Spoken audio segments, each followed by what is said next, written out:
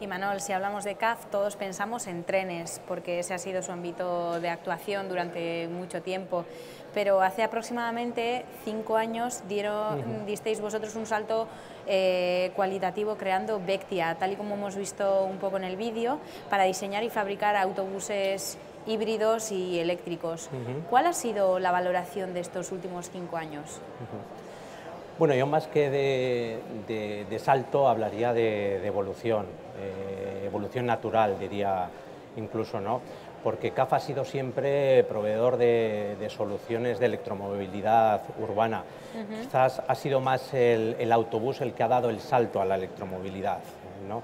De hecho, las tecnologías que estamos utilizando en los autobuses son las que veníamos utilizando ya en los tranvías durante los últimos años, ¿no? Hecha esa aclaración, en cuanto a la valoración, yo creo que es muy positiva. Ha permitido pues ampliar la gama de productos urbanos, algo que está en la estrategia de CAF. Cada vez hay más ciudades con autobuses de Vectia. En 2018 vamos a cerrar con más de 100 vehículos en distintas ciudades. Tenemos también varias ciudades que se están electrificando, ¿no? Entonces yo creo que eso es un gran paso para Vectia, para una empresa tan joven como Vectia, ¿no? Pero yo creo que el mayor exponente de la importancia de este nuevo mercado para CAF es la adquisición de Solaris por parte de CAF, ¿no?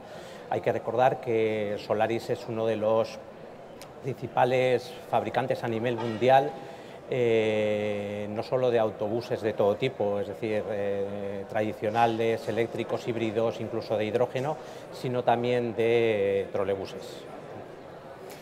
¿Qué habéis traído a esta feria? Cuéntanos un poco, ¿qué es lo que se puede ver en el stand? Bueno, yo creo que, si lo habéis podido ver, yo creo que el stand de CAF es una muestra de lo que acabo de decir, ¿no? CAF quiere ser líder en la movilidad urbana, ¿no? Y en el stand podemos ver desde nuestra plataforma Urbos de tranvías, de la que tenemos cientos de tranvías ya en todo el mundo. Podemos ver el catálogo de productos de Solaris, como he dicho, y quizás la estrella, porque hemos podido traer un vehículo, es el vehículo de Vectia, el Veris 12, que hemos podido ver también en el vídeo. En este caso es un Veris de carga rápida, pero además hemos querido traer otros subsistemas importantes dentro de esta electromovilidad que se diseñan y se fabrican también en el grupo CAF, como es el punto de carga, que en este caso es responsabilidad de CAF-TE, o el inversor de tracción, que es responsabilidad de CAF Power, en ambos casos filiales del grupo CAF. También tenemos en el exterior, por acabar, en el exterior tenemos también otro vehículo Veris de Vectia, que es el que hemos utilizado para las demostraciones. ¿Qué características tienen esos autobuses híbridos y eléctricos de Vectia? ¿Cuál de ellos es más sostenible? Bueno, Vectia en sus productos se ha centrado en autobuses híbridos y eléctricos de piso bajo integral, ¿no? Entonces, dentro de este aspecto tenemos 3 productos, que son el autobús híbrido, el eléctrico parcial y el de carga rápida, ¿no? En el primero de los casos se utilizan las ultracapacidades como elemento de almacenamiento de energía, y en los otros 2 casos se utilizan baterías para aumentar la autonomía.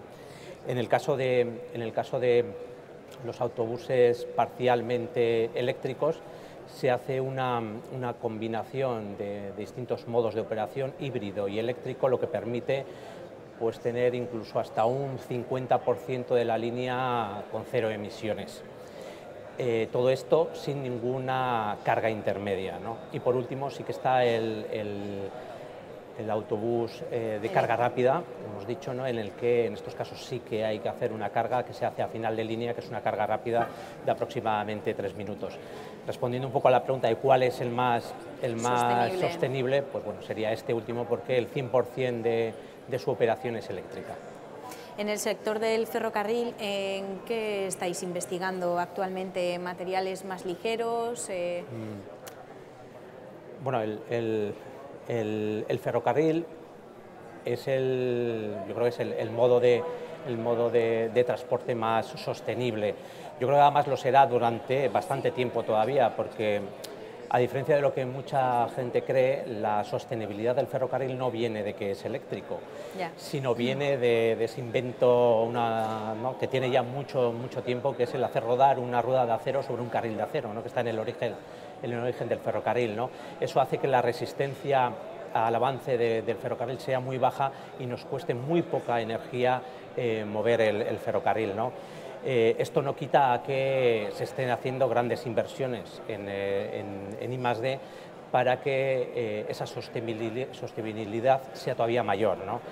Comentabas el tema de los materiales, es así, se está investigando en nuevos materiales que nos permitan hacer los vehículos más ligeros, pero también se está investigando en otros campos, ¿no?, como es la automatización de la conducción, que permita hacer una conducción más eficiente. Eso ya lo tenemos en metros, pero estamos haciendo esfuerzos para ir trasladándolo al resto de vehículos.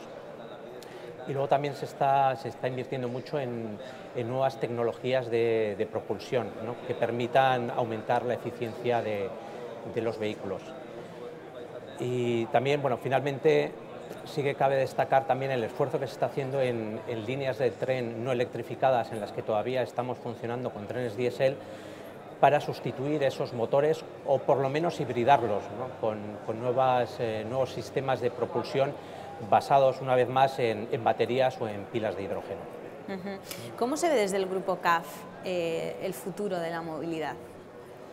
Pues yo creo que el futuro de la movilidad está condicionado por tres tendencias muy claras, ¿no? La primera de ellas, yo creo que es la más evidente porque la tenemos ya encima de la mesa, que es la electromovilidad. El vehículo eléctrico ha venido para quedarse, ¿no? Algo que veíamos antes solo en el ferrocarril, lo estamos viendo ahora en todo tipo de vehículos, desde los coches hasta los patinetes, ¿no? Eso está clara. Una segunda tendencia es la automatización, he hablado antes de ella, ¿no? De momento tenemos metros automáticos, es decir, metros sin conductor. Pero el reto para el futuro está en llevar ese grado de automatización a entornos no tan controlados como el metro, ¿no?, como puede ser, pues, los coches, el tranvía o el autobús. ¿No? ¿En Euskadi estamos preparados para afrontar ese futuro? Yo creo que sí, yo creo que los mimbres están. Yo creo que no solo las empresas, sino también los centros tecnológicos y las universidades llevan años trabajando en la movilidad. También tenemos la ayuda de las administraciones y en ese caso el ejemplo de Móvil es muy destacable, ¿no?, dentro de la electromovilidad. Pero sí que es verdad que si queremos ser actores importantes en la movilidad, tenemos que de alguna forma explorar nuevas formas de colaboración entre los distintos agentes del sector, por un lado, y las administraciones, ¿no?, para conseguir la masa crítica que nos permita ser esos actores, ¿no?